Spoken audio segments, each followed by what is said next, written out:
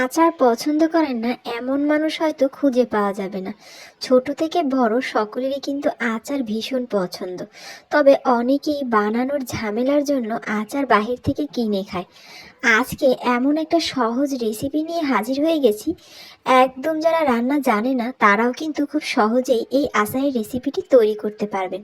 আমার মায়ের হাতের এই মজাদার আচারের রেসিপিটি চলুন ঝটপট দেখে নিই।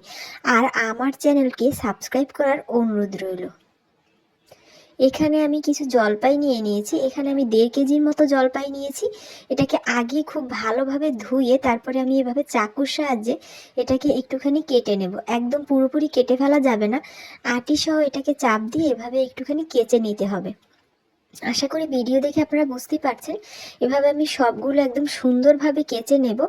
তো আপনারা আপনাদের পরিমাণ মতো এখানে নেবেন জলপাই। আর এভাবে চাকু দিয়ে কাটার পর আমি এখানে চিনি দিয়ে দিচ্ছি। আমি এখানে আধা কাপেরও বেশি চিনি দিয়েছি। এটা একটু মিষ্টি টক হবে।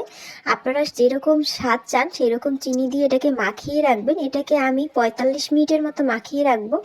আর এপাশে আমি আচারের মশলা তৈরি করে নেব। আস্ত জিরা, আস্ত ধনিয়া, আস্ত মৌরি, পাঁচফোড়ন, কাঁচামরিচ আর শুকনো মরিচ আর তেজপাতা, এগুলোকে আমি খুব ভালোভাবে এখন তেলে নেব একদম শুকনা একটা তাওয়াতে আর ব্লেন্ড করে নেব। এপাশে আমার যে জলপাইটা মাখিয়ে রেখেছিলাম সেটাকে এখন চুলায় দিয়ে দিচ্ছি।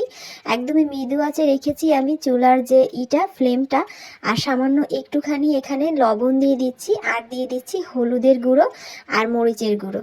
এটা দিয়ে দেওয়ার পর আমি যে আচারের মশলাটা বানিয়ে রেখেছিলাম সেটা এখন দিয়ে দেব।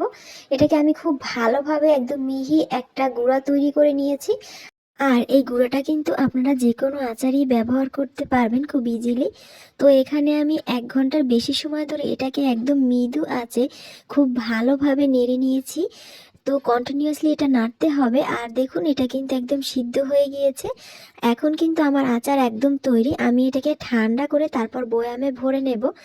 তো আমার এই মজাদার আর ঝটপট আচারের রেসিপিটি আপনাদের কেমন লাগলো অবশ্যই কমেন্টে জানাবেন।